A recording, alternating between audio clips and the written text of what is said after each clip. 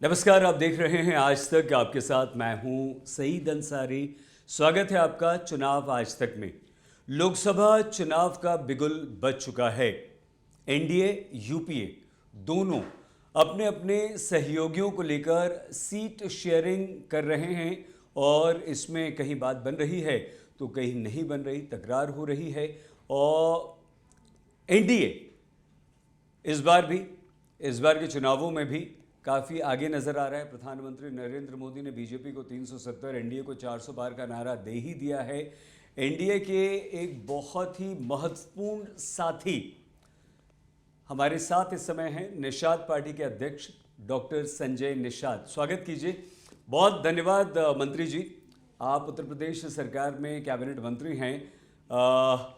Nishad party के द्वारा doctor Sanjay Nishad ने सरकार को, बीजेपी को मजबूर कर दिया था कि वो उनके साथ आएं। बीजेपी ने बहुत सम्मान के साथ डॉक्टर संजय निषाद को न सिर्फ अपने साथ शामिल किया, अपना सहयोगी बनाया, कैबिनेट मंत्री बनाया। उनके एक बेटे सांसद हैं, एक बेटे विधायक हैं और ज़बरदस्त पकड़ न सिर्फ निषाद समुदाय पर बल्कि पिछड़ा वर्ग पर और ऐसे बहुत सारे वंचित वर्ग जिन्हें आपने एक साथ जोड़ा। बहुत धन्यवाद। और आप तो एकदम डॉक्टर निषाद मंत्री जी, मोदी जी के प्रिय, योगी जी के प्रिय, सर आंखों पर आपको बिठाया, ससम्मान आपको लेकर आए।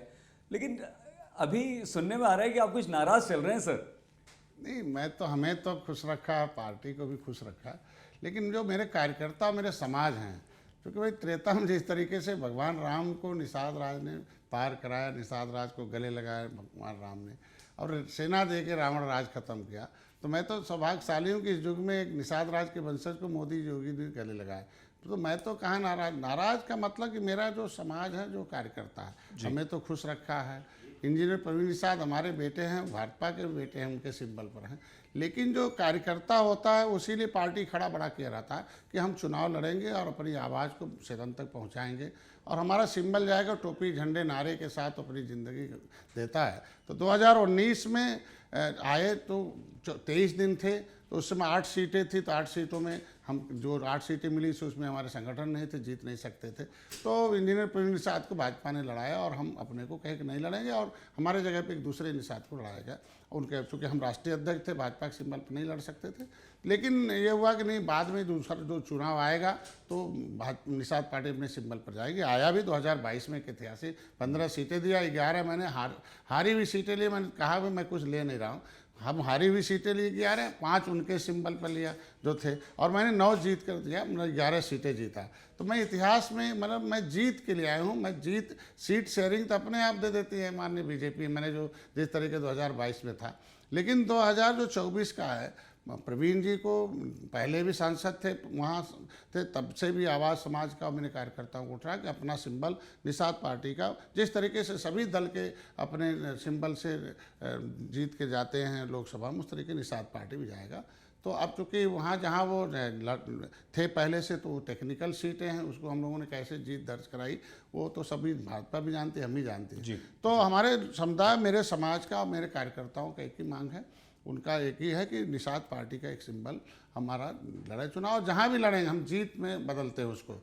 कोई भी हारी हुई सीट भी हम लोग जीत में इसलिए बदल देते हैं कि कोई ऐसी सीट नहीं जहाँ 2-2.5 लाख हमारे वोट ना हो। हमारे कार्यकर्ता लगते हैं, बीजेपी के कार्यकर्ता लगते हैं, दोनों सीट में जीत में बदल देते हैं। तो हमें पूरा उम्मीद है, जिस तरीके से बातचीत चल रही है, हमको लगता है कि सीट जिस तरीके से अन्य दलों को, सहयोगी दलों को दिया गया है, उसी तरीके से हमारे सिंबल पर भी सीट मिलेगी जो हमारी पार्टी चुनाव लड़ेगी। देखिए डॉक्टर साहब, जो हमने शुरुआत की थी ना, हमने कहा था ना कि ये आपकी शक्ति है और वो शक्ति आपने खुद बता दी। तो ये आपको शक क्यों रहा है? तो स्वाभाविक तौर पर मिलनी है, सीट मिलनी ही चाहिए और मिलेगी ही। आपको शंका क्यों है डॉक्टर निषाद? अब जैसे चूँकि सबके लिए अपने प्रत्याशी घोषित कर दिया, आरएलडी बाद में आई 2 सीटें अपने प्रत्याशी घोषित कर अपने सिंबल पर, राजभर भाई आए अपने सिंबल पर घोषित कर दिया, लेकिन हमें भी अवसर मिलना चाहिए कहाँ हम अपने सिंबल पर घोषित करें। क्योंकि सबको बता दिया गया बैठक में, तो हमें भी बताया जाए जहाँ से हम अपने सिंबल पर घोषित कर दें। चूँकि हमें यह है कि 39 पार्टियों में निषाद पार्टी जब आई तो हम 39 पार्टियों ने तय किया कि मोदी जी को पुनः प्रधानमंत्री बनाना है और जीत जीत में हम लोग अगल बदल कोई भी मिल के हम लोग चुनाव लड़ेंगे।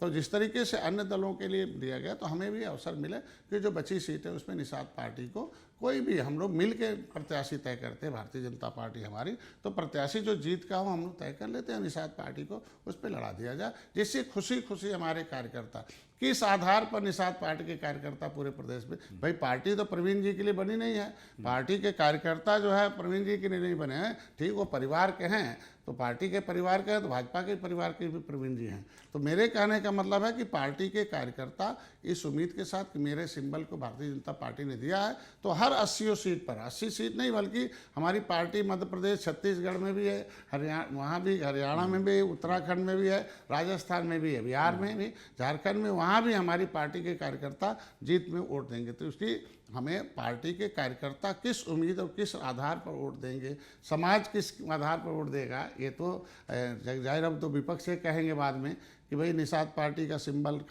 भाजपा गलत रूमर फैला रहे हैं विपक्ष के लोग कि भाजपा निषाद पार्टी को कमज़ोर कर रही है, जो बाद में आ रहा है उसे मजबूत कर रही है, पहले सिंबल देने के लिए कहा था, अभी पता चला। अगर हमें प्रवीण जी को अपने सिंबल पर लड़ाना था तो हमें तय करने का अवसर मिलना चाहिए था। हम जहां निषाद बाहुल होता वहां हम लड़ा लेते, जितवा लेते। तो हमें बड़ी उम्मीद, पूरे उम्मीद के साथ कहता हूं कि हम लोग जीत दर्ज कराते हैं, तो हमें लगता है कि भारतीय जनता पार्टी अभी भी समय है और वो सिंबल पर हमें सीट देगी और हम जीत देंगे मोदी को, कहीं भी दें। डॉक्टर संजय, अभी कोई बात ही नहीं हुई सर, आप बैठे ही नहीं?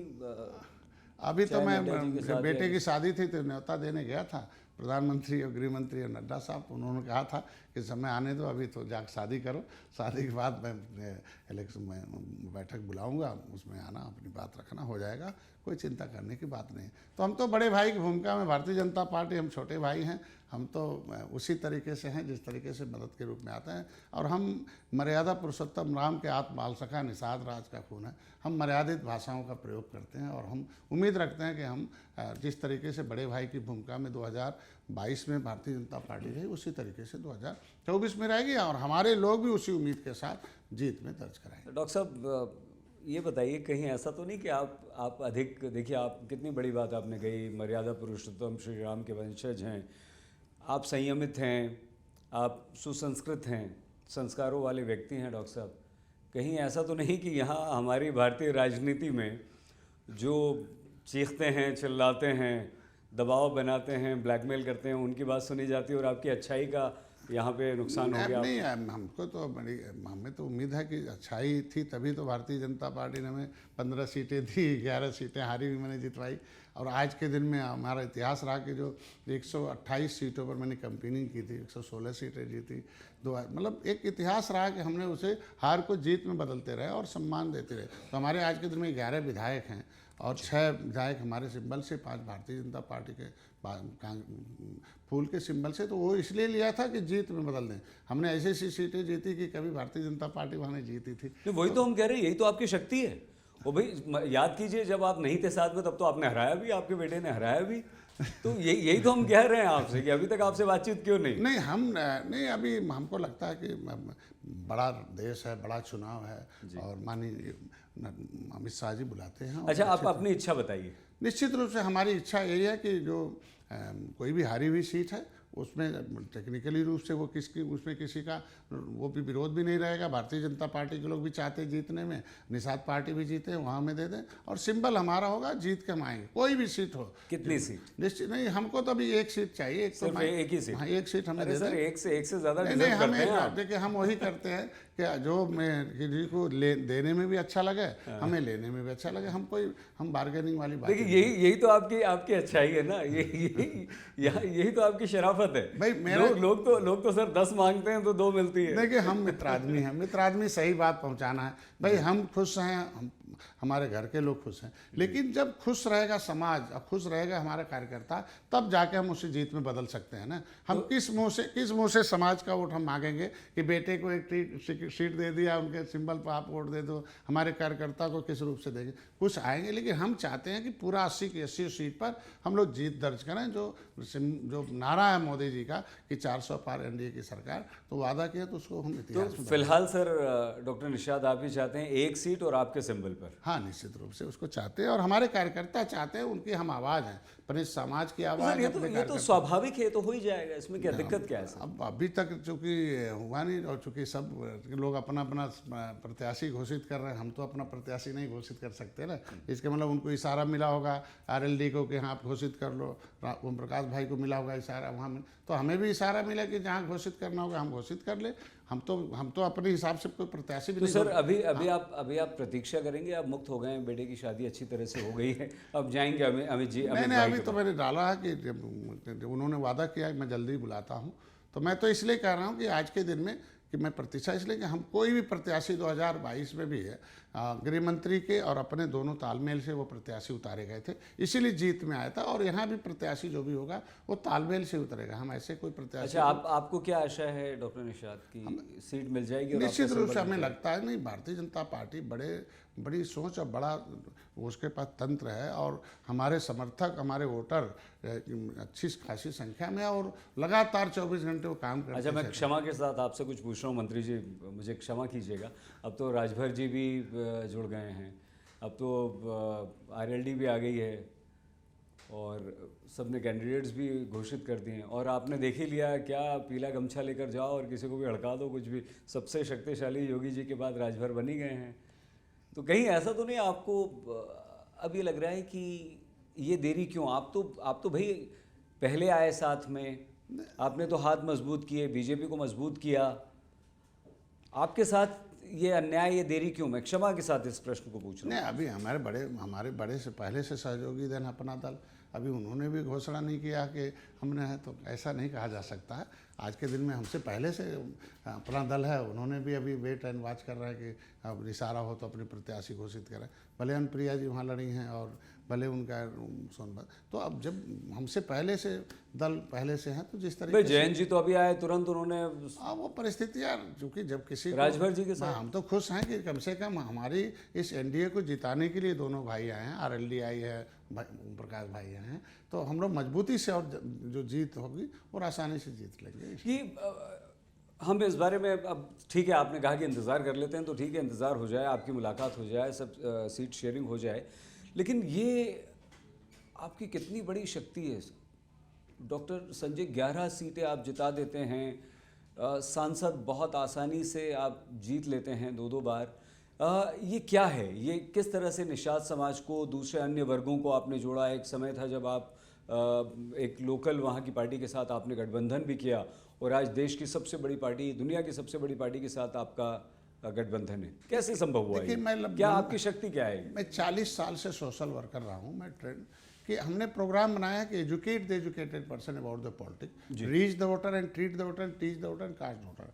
हम वोटर के पास, हमारे एक टीम है जाती है और उसको सोए हुए वोटर को जगाती, होश में लाती है और उसे सही बात बताती है और सही जगह वोट डालने के लिए तैयार करती है। तो हम सामाजिक ऊर्जा को राजनीतिक ऊर्जा में बदलने के लिए हमारे गांव में कार्यकर्ता हैं और वो उसको करते हैं। इसीलिए हम कहते हैं कि समाज और कार्यकर्ता अगर नाराज़ हो जाएगा, नहीं पाएगा सिंबल, तो हमें अच्छा नहीं लगेगा। मैं चाहता हूँ कि जो जीत का वादा किया हूँ मोदी जी को, योगी जी, अमित शाह जी को, वो पूरा हो और उसके लिए एक सिंबल पर हमारा पार्टी के कार्यकर्ता, हमारे समाज के लोग चाहते हैं।